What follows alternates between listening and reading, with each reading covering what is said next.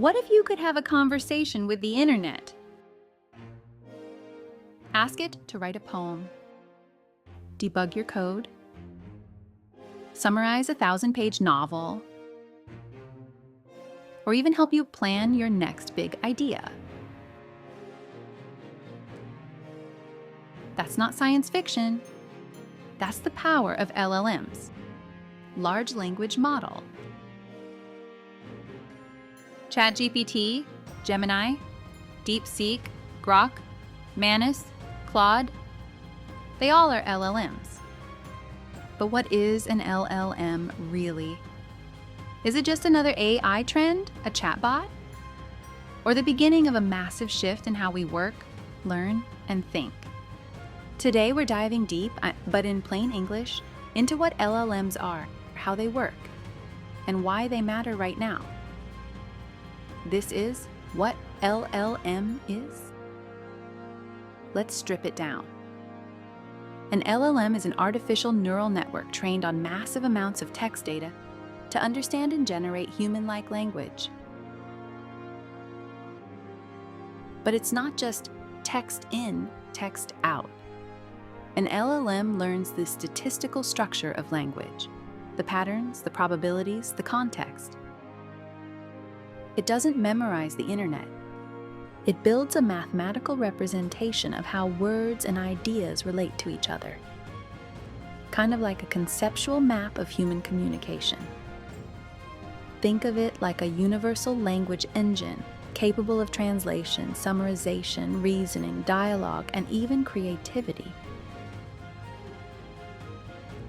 Large refers to the number of parameters, the internal variables the model adjusts during training to learn patterns. GPT-2, 1.5 billion parameters. GPT-3, 175 billion. GPT-4, not officially disclosed, but rumored to be in the multi-trillion range. But what does that mean? Parameters are like neurons in the model's digital brain. The more you have, the more complex and nuanced the understanding can be. But it's not just size. It's also training data scale, computational power, and training time. These models are trained on terabytes of text from books, code, articles, web pages, social media. Essentially, the internet's collective voice. At the heart of modern LLMs is the transformer architecture.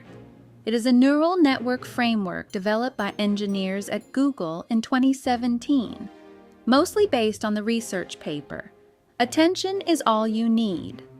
They were initially built for language translation. To get a high-level idea, let's explore it a bit. Transformer consists of encoder and decoder. Encoder component is not just one encoder, it is a stack of encoders. So is the decoder component. Encoders are identical in structure, but the weights are different. Let's see what is inside an encoder. It has a self-attention layer, which takes the inputs to encoder. Outputs of the self-attention layer are passed on to the feed-forward neural network. Decoders have the same two layers and a masked attention layer. The attention layer is multi-headed. It expands the model's ability to focus on different positions and gives multiple representation subspaces to analyze the input. Transformers use two core ideas. Self-attention. The model learns which words in a sentence are most relevant to each other.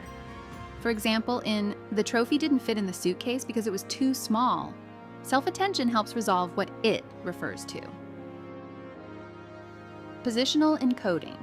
Since word order matters, transformers keep track of position, so dog bites man isn't treated the same as man bites dog. These features allow the model to understand long-range dependencies, context, and even ambiguity, things that are incredibly hard for traditional models. Training an LLM is not just about feeding it tons of text. It involves tokenization, breaking text into subword units or tokens that the model can process. During the self-attention step, it takes a word from the input sentence and calculates a score against each word of the input sentence. The score decides how much emphasis we should place on other words when encoding a word at a certain position. Pre-training, unsupervised learning, where the model guesses missing words and structures. This is used to find hidden structures, clusters, and insights within the data. Fine-tuning, supervised or reinforcement-based training on curated tasks like customer service, coding, or legal reasoning.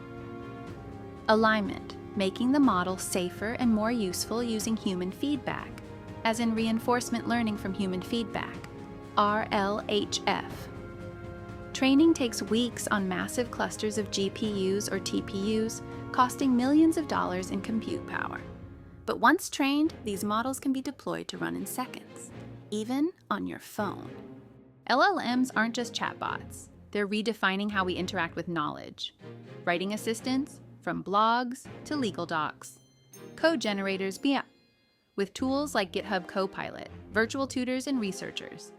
Personalized content creators, data interpreters and analysts.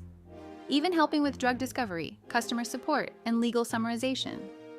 If Google indexed the world's knowledge, LLMs are starting to help us synthesize it. They don't just find information, they work with it. But with great power comes, you know the line. LLMs can hallucinate, generate plausible but false information. Be manipulated to produce harmful outputs. Reflect biases in their training data. That's why researchers are now focused on alignment, governance, and interpretability to make LLMs safer, fairer, and more transparent. The future? We'll see. Smaller, faster LLMs on your devices. Models that learn continuously. LLMs that work multimodally across text, image, video, and audio. And possibly models that integrate with memory, reasoning, and tools, becoming full-fledged AI agents. So, what's an LLM? It's a revolution in language, a technology that listens, speaks, writes, reasons, and is rapidly reshaping how we interact with the digital world. And now you know how it works. If this gave you a clearer picture of LLMs, give this video a like, hit that subscribe button, and get ready. Because our next video is coming soon. You won't want to miss it. See you in the next one.